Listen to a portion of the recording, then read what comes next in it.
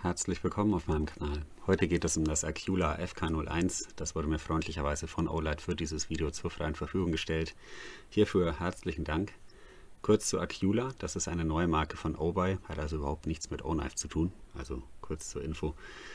Beim FK01 handelt es sich hier um eine sehr robuste One-Piece-Konstruktion. Darauf gehe ich dann später nochmal genau ein. Jetzt erstmal ein paar Spezifikationen. Wir haben hier 4 mm Klingenbreite. Das läuft auch sehr stabil zur Spitze aus, also sind ja immer noch mehr als 1 mm da vorne. Dann haben wir eine Klingenlänge bis zum Griff, also bis hierhin gemessen, von 113 mm. Effektive Schneide liegt dann bei 97 mm. Wir haben eine schön ausgeformte Schleifkerbe, dann eine Klingenhöhe von 21 mm.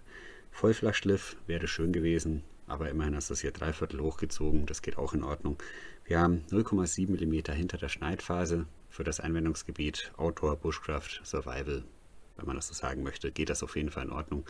Ein Schneidteufel ist es nicht, aber das passt schon so. Der Griff ist hier 120 mm lang, also ordentlich Platz. Wir haben ein Griffvolumen von knapp 70 mm, ein gefrästes Frag-Pattern, das bietet auch wirklich ordentlich Grip.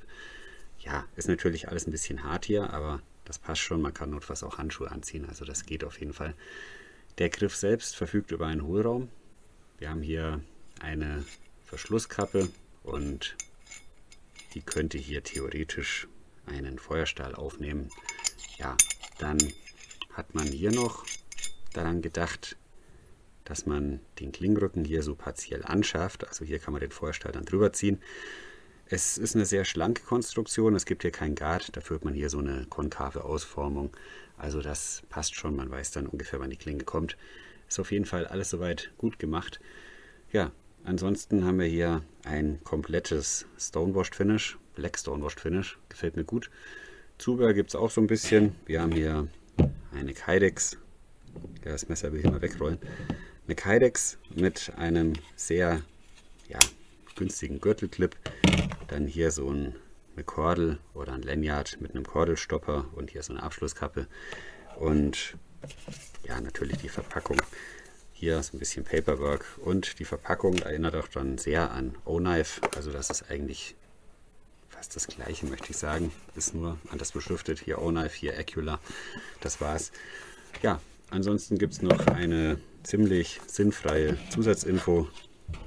Das Messer ist tailstand-fähig. Ja, ich würde sagen, wir kommen zu ein paar Praxisaufnahmen. Hier sieht man das FK01 beim Zertrennen eines Kunststoffseils. Schlägt sich tatsächlich ganz gut. Wie vorhin erwähnt, sind das 0,7 mm hinter der Schneidphase und das reicht für solche Aufgaben auf jeden Fall. Stahl ist hier der 50 CR15 MOV. Herstellerangabe 55 plus minus 2 HAC, so gesehen 53 bis 57 HAC. Und ich muss sagen, es ist ein Budgetstahl, aber man sieht hier, hält einiges aus. Hat immer Vor- und Nachteile. Ist ein Stahl, der wenig Aufmerksamkeit braucht, der kaum zu Rost neigt. Dafür muss man ihn häufig nachschärfen, also das muss man natürlich wissen. Ich habe kein Problem mit dem Stahl, für mich ist es jedoch ein Downgrade im Gegensatz zum D2-Stahl. Hier sieht man, dass das Messer diese Tortur schadenfrei überlebt hat. Die Spitze ist wirklich sehr stabil ausgeführt. Es ist schon klar, dass man das mit einem Messer normalerweise nicht macht, aber dieses Messer könnte man vielleicht auch mal so im Wald ein wenig missbrauchen als Brechstange oder sonst was, wenn das unbedingt nötig wäre in einer gewissen Situation. Hier jetzt Feuer machen, zumindest versuche ich das. Waren seltsame Voraussetzungen, also im Wald selbst war wirklich alles nass. Wir hatten zwar einen trockenen Tag, aber es war wirklich alles komplett nass. Deswegen musste ich mich so ein bisschen ans Holzinnere vorarbeiten. Das ist mir dann auch ständig weggebrochen. Aber Löckchen gehen tatsächlich ganz gut und das Holz war dann doch anscheinend trocken genug. Hier das Resultat der Löckchen, also nichts Besonderes. Aber das Feuer ist relativ schnell entfacht, also da war ich selbst überrascht. Ja, ich hatte hier so ein bisschen Zeitdruck von Olight. Ich bin dann dennoch am nächsten Tag nochmal raus, habe das Ganze bei umgekehrten Voraussetzungen probiert. Das Holz war diesmal trocken, das habe ich von zu Hause mitgebracht. Dafür war außen wieder alles nass und es hat sogar ganz leicht geregnet an dem Tag. Und auch hier hat das ziemlich gut funktioniert. Ja, man hat ganz kurz das Messer wegrollen sehen, das ist so ein kleiner Nachteil an diesem runden Griff. Aber wenn man ein Lanyard hinten drin hat, passiert das nicht.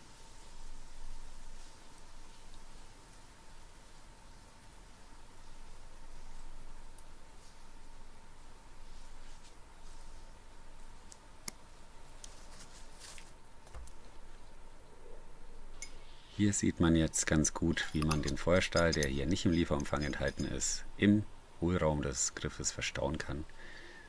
Ja, ist wirklich alles sauber gemacht, ordentlich verarbeitet.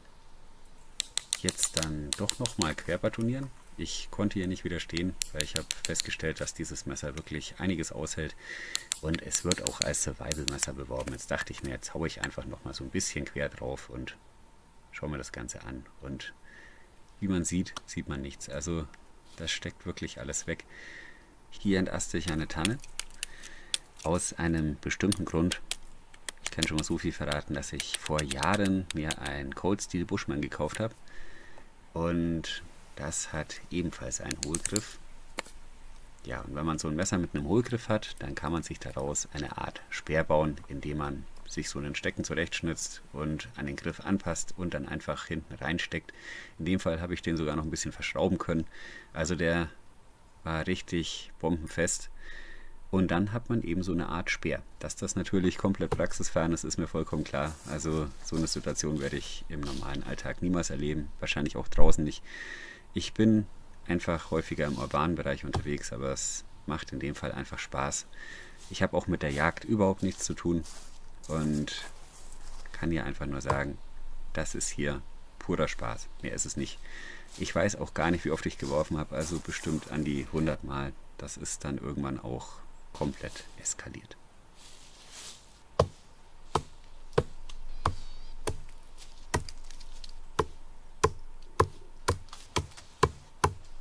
Hier sieht man jetzt nur Treffer, aber ich hänge euch die Szenen, in denen ich daneben geworfen habe, hinten als Outtake dran. Also es war auch teilweise wirklich peinlich.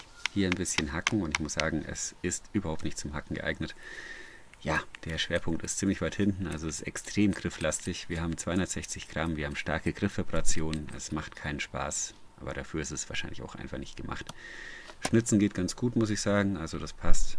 Jetzt noch ein bisschen Gemüse schnippeln und ich muss dazu sagen, dass die Szenen mit dem Gemüse nach den Outdoor-Szenen entstanden sind und dafür schlägt es sich wirklich noch ganz gut. Also ich habe das Messer nicht nachgeschliffen, im Bereich der Spitze hat es besonders gelitten und dennoch schneidet das hier noch ganz gut, also man kann so nichts sagen. Es ist wie gesagt kein Schneidteufel, manchmal ist es mehr so ein Spaltgefühl, aber insgesamt ist das hier in Ordnung.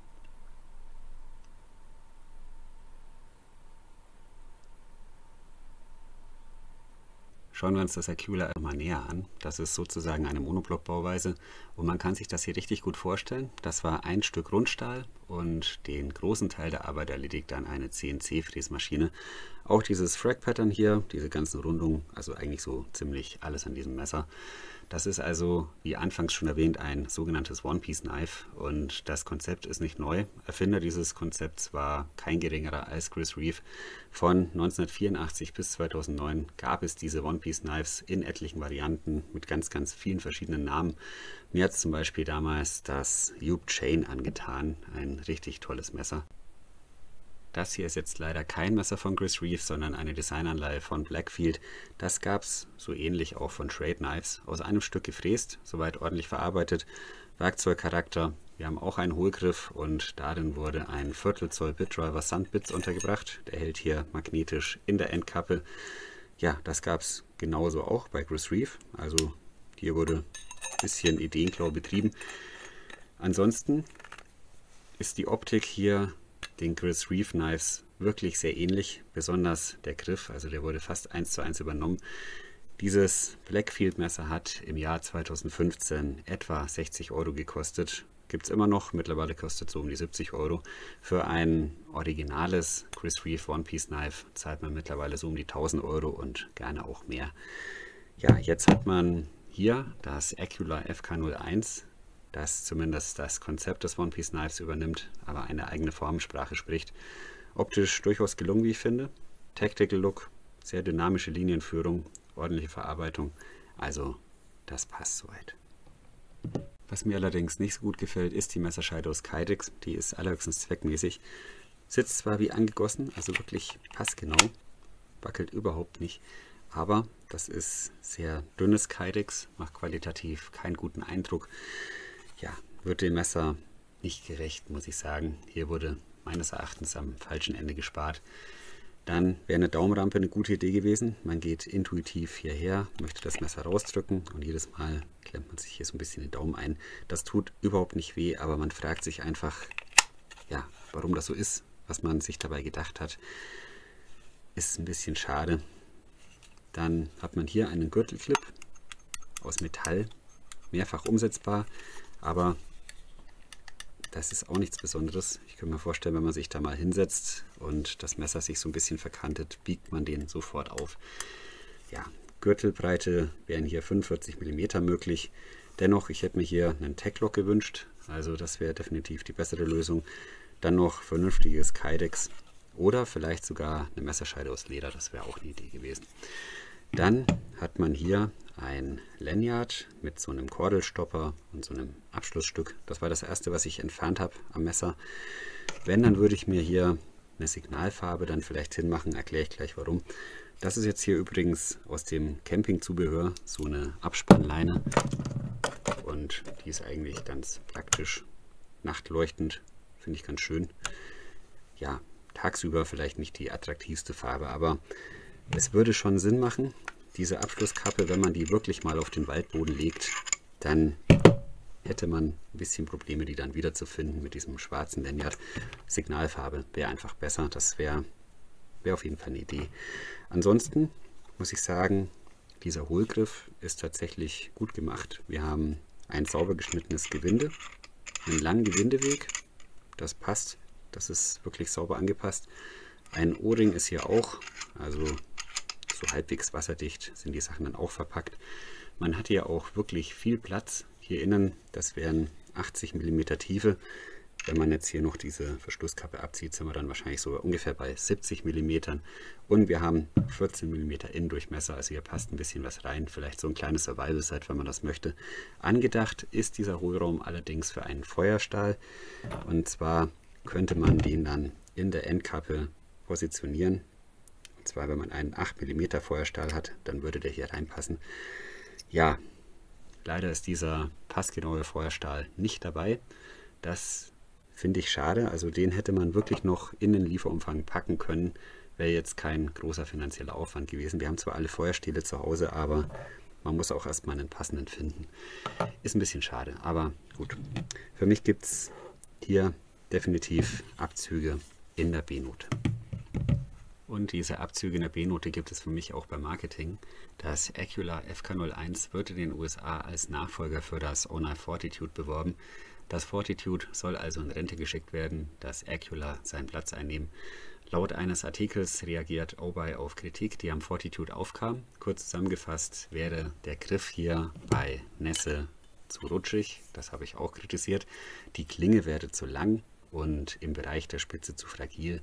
Und der D2-Stahl zu rostanfällig. Ich bin zwar kein Fan des Fortitude, aber die Kritik kann ich in Teilen nicht nachvollziehen und die ist auch einfach so ein bisschen oberflächlich. Das ist insgesamt ein tauglicher Allrounder, aber es geht noch weiter. Hier ein Zitat des besagten Artikels. Obei ist der kontinuierlichen Verbesserung auf Grundlage des Kundenfeedbacks verpflichtet und arbeitete zusammen mit seinem Projektentwicklungsteam an einem neuen Messer mit feststehender Klinge, das die Schwächen des Fortitude behebt. Das Ergebnis ist das Acular FK01, die erste Veröffentlichung der neuen Marke Acular von Obei, die sich auf mutige, innovative Outdoor-Messer spezialisiert hat. Zitat Ende. Den Artikel habe ich euch in der Videobeschreibung verlinkt. Der ist auf Englisch, aber da gibt es Übersetzungsprogramme in den jeweiligen Browsern. Ein bisschen seltsam finde ich das Vorgehen von Obei schon. Warum man nicht einfach beide Messer in Frieden koexistieren lässt, erschließt sich mir nicht. Aber gut, irgendjemand wird sich schon irgendwas dabei gedacht haben. Gut, Zeit für ein Fazit. Fazit, Kritik gibt es nämlich an der Kydex-Scheide Sunclip. Da wäre wirklich Luft nach oben. Wie erwähnt, könnte ich mir ja auch eine Messerscheide aus Leder vorstellen. Wäre vielleicht eine Idee. Ansonsten ein Feuerstahl, der hier wirklich in diese Endkappe reinpasst. Ich denke, das wäre möglich als Zubehör im Lieferumfang, also nicht als optionales Zubehör. Ja, dann das Marketing, das habe ich bemängelt. Dazu stehe ich auch. Ich glaube aber auch, dass Obuy oder Olight nicht die einzige Firma ist, die da manchmal so ein bisschen drüber ist. Aber gut. Zum Messer selbst. Mir persönlich gefällt das Konzept. Das Acular FK01 kann alles so ein bisschen, ist nirgends ein Totalausfall. Und man bekommt auch so ein bisschen einen Rückfall in die Jugend, als man mit billigen Rambo-Messern durch den Wald gestreucht ist. Das Acular FK01 ist qualitativ natürlich eine ganz andere Liga als so ein Abklatsch eines Rambo-Messers, das muss man ganz ehrlich sagen.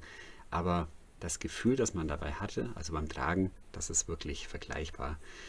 Ja, wenn ich jetzt zum Beispiel an diese Sache mit dem Speer denke, ich habe dieses Holzstück abgesägt, ja, das ist natürlich eine Situation, in die man sehr wahrscheinlich niemals kommen wird, also einen Speer zu betätigen oder zu benötigen. Aber es macht wirklich sehr viel Spaß. Ich konnte eigentlich gar nicht mehr so richtig aufhören mit dem Werfen. Und ja, ist einfach eine schöne Idee mit diesem Hohlgriff, gefällt mir einfach. Das Konzept wurde zwar von Chris Reeve übernommen, aber immerhin hat das Acular FK01 ein ganz eigenständiges Design. Das gefällt mir auch. Also es ist hier keine Kopie oder ein Klon oder irgendwie, keine Ahnung, ein Abklatsch. Ja, jetzt noch zum Preis. 95,95 Euro. Also das finde ich tatsächlich ein bisschen happig. Es ist ein günstiger Stahl und dann haben wir einfach ein CNC gefrästes Metall oder ein Stück Metall.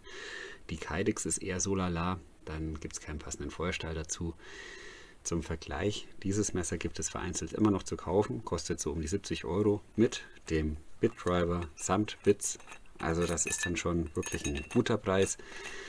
Im Olight Sale gibt es 20% Rabatt auf das FK01. Das sind dann knapp 77 Euro. Und in diesem Preisbereich sehe ich eher den regulären Preis. Also ja, so 70, 75 Euro regulärer Preis für dieses Messer. Ich denke, das wäre angebracht. Würde ich mir es kaufen? Vielleicht, aber bestimmt nicht für 95,95 Euro. Ja, so viel zum Acular FK01, also wirklich kein schlechtes Messer und ich bin auch gespannt, was von der Marke Acular noch so kommt.